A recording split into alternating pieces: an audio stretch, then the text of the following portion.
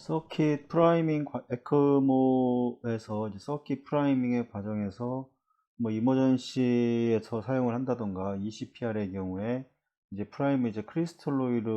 크리스톨로이드로만 일단 진행을 하게 됩니다. 보통은 뭐 이제 크리스톨로이드로 이제 프라이밍을 시행을 하고 그 뒤에 이제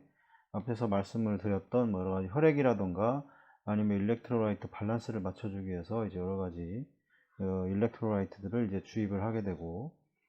클리어 프라임의 사용에 이제 히모 다일루셔널 이펙트는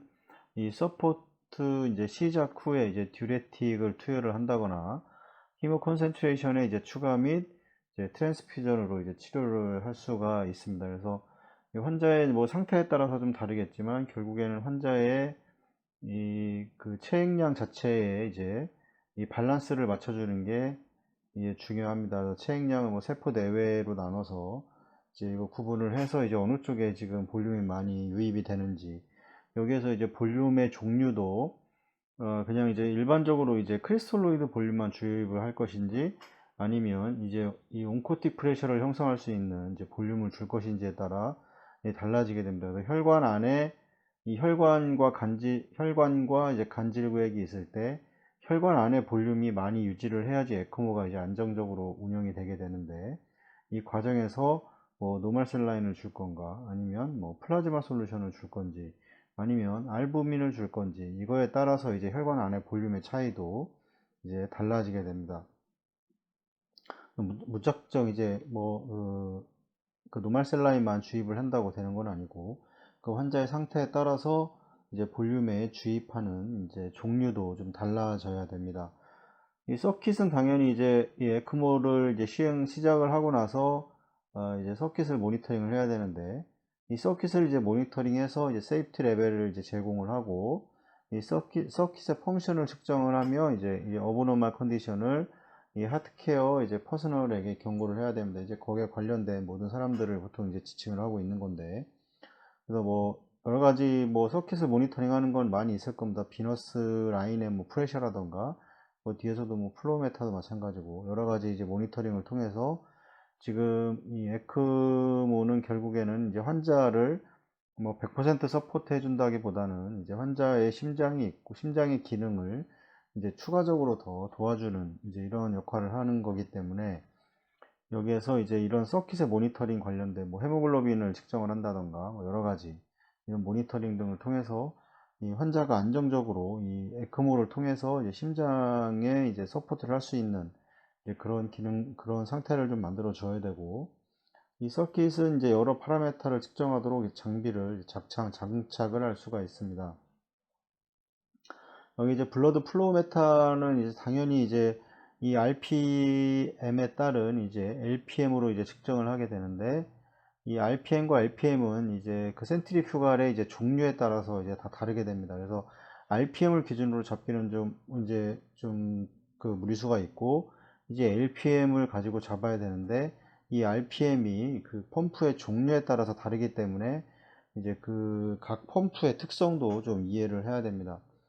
블러드 플로우 메타는 이제 익스트라 코프리얼 이제 블러드 플로우는 이제 울트라소닉 플로우 이제 디텍터가 사용이 되고, 이제 뭐 프랍이라 사용을 해서 일반적으로 이제 모니터링이 되게 되는데, 이 라인에 이제 밖으로 채워서 할 수 있는 울트라소닉이 있고, 안에 아예 이제 들어가 있어서 이제 마그네틱이나 이런 거로 마그네틱 방식으로 측정이 되는 것도 있습니다. 플로우 메타는 펌프에서 이제 분리되거나 이제 통합이 될 수가 있습니다.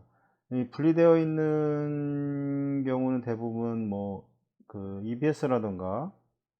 이런 것들은 이제 요즘 나오는 거는 분리가 돼서 이제 울트라소닉으로 측정을 하게 되고, 뭐 PLS의 경우에는 아예 이제 그 센트리퓨갈 펌프 자체에 이 장착이 돼서 이제 나오게 됩니다. 그래서 그 이 익스트라 모터에 장착만 하게 되면 이제 플로우가 측정이 될 수 있는 이런 이제 제품이 출시가 되고 있고, 지금 사용도 되고 있습니다. 그 다음에 이제 인테그레이티드 플로우 모니터는 이제 모던 센트리퓨갈 펌프에서 흔히 이제 사용이 되고, 아예 이제 장착이 돼서 아예 인테그레이트가 돼서 플로우에 이제 이 모니터를 확인할 수 있는 거가 이제 흔히 사용이 되고,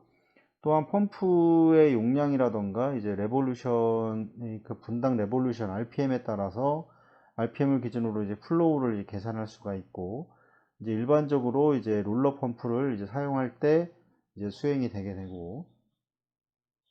이제 에크모에서는 이제 대부분 롤러 펌프는 사용되지가 않습니다. 그래서 다 센트리퓨가를 이제 사용을 하게 되고, 이 LSO 가이드라인은 이제 튜빙 사이즈에 따라서 블러드 플로우 레인지를 이제 설명을 하고 있습니다. 뭐 2분의 1이냐, 뭐 3분의 8이냐, 8분의 3이냐, 뭐 4분의 2냐에 따라서 이제 플로우가 이제 가이드라인에 따라서 정해지게 되고, 그 다음에 이제 서킷, 이 에크모 과정에서의 서킷의 프레셔도 중요합니다. 이 서킷의 프레셔는 에크모는 거의 이제 라인이라던가 들어가서 옥시네이터 이런 것들은 거의 일정하게 그런 프레셔를 이제 프레셔 로스를 유지를 하고 있는데, 중요한 거는 여기서 가장 큰 변수는 이 캐놀라의 사이즈와 그 다음에 환자의 이제 SBR이 가장 이제 큰 변수로 작용을 해서 이제 혈압이나 이런 것들을 나타나게 됩니다. 이거에 대해서 이 변수를 줄이는 방법은 당연히 뭐 캐놀라를 작게 쓰면 작게 쓸수록 서킷의 프레셔는 증가를 하게 되는 거고, 플로우는 더 안 나오게 되는 겁니다. 이거 이제 환자의 상태에 따라서 이제 그 캐놀라를 선택을 해줘야 되는 거고, 압력이 가장 많이 형성을 시키는 부분이 이제 캐놀라와 환자의 이 SBR이기 때문에 이거에 대한 이제 그 설정을 잘 해줘서 이 적정한 플로우가 이제 유지가 될 수 있도록 이제 해결을 해야 됩니다.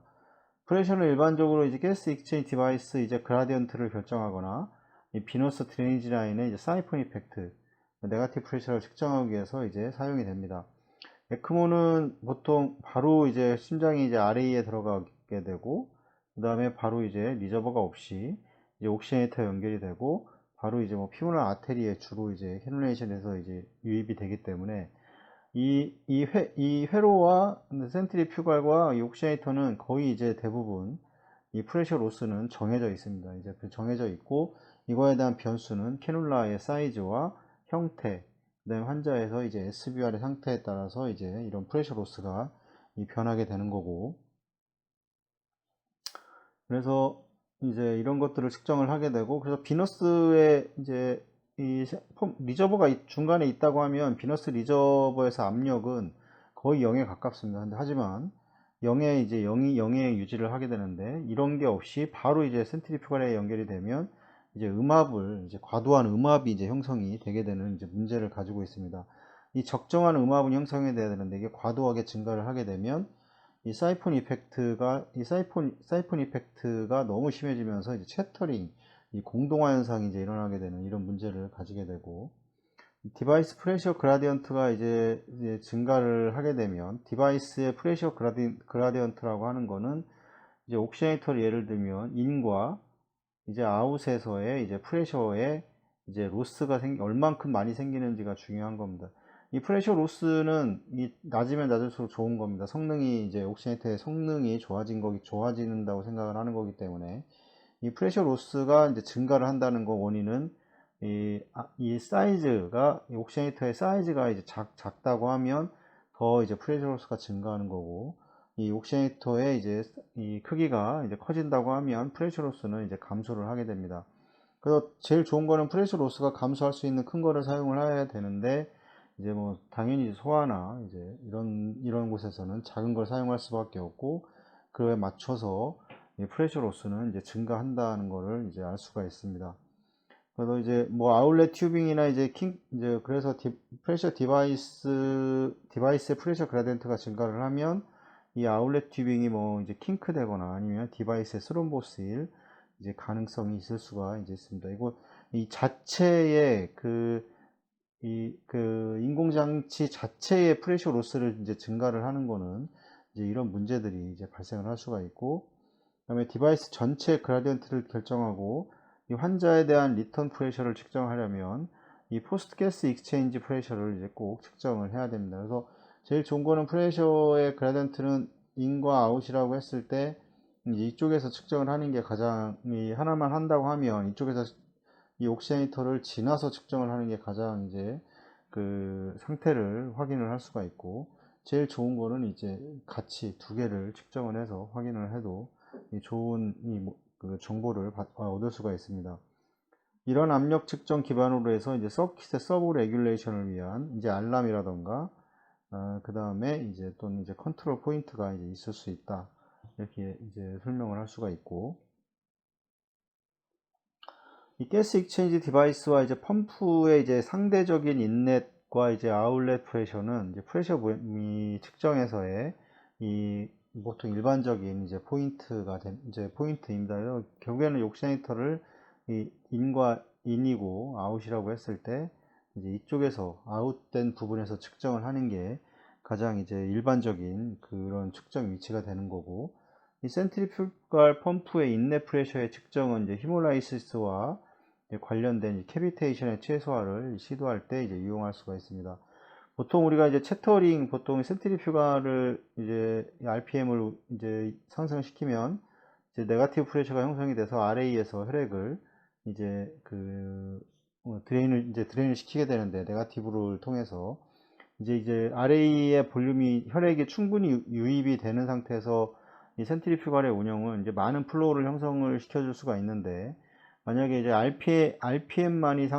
이 회전수가 증가를 하는데 이 RA에서 볼륨이 어떤 원인에 의해서 유입이 잘 되지 않는 상태에서는 이 RA 조직이 이렇게 이제 컬랩스가 됩니다. 그럼 컬랩스가 되게 되면 이 커넥터에 이제 조직들이 떨어졌다 붙였다 하는 이런 형상을 이제 이 채터링 이제 이펙트라고 보통 이제 얘기를 하는데, 이렇게 되면 채터링 이펙트는 이제 과도한 그 음압을 형성을 하기 때문에 이제 공기의 이제 유입이 될 수가 있고, 그 다음에 이제 히몰라이시스가 이제 발생을 하는 이제 이런 문제를 가질 수가 있기 때문에 이 채터링이 일어나지 않는 그 적정선에 이제 그 플로우를 이제 유지를 해줘야 됩니다. 또 만약에 플로우를 더 많이 환자의 심장 자체가 기능이 많이 떨어져 있다고 하면 이 센트리퓨갈의 플로우는 더 많이 증가시켜줘야 되는 거고, 환자의 심장이 어느 정도 이제 유지를 한다고 하면 그렇게 많은 플로우를 줘서 유지할 필요는 이제 없습니다. 그래서 이 환자의 상태, 심장의 상태에 따라서 이제 그 운영을 해주는 거고, 이제 렁도 마찬가지, 렁은 또 다른 또 개념을 가지고 있습니다.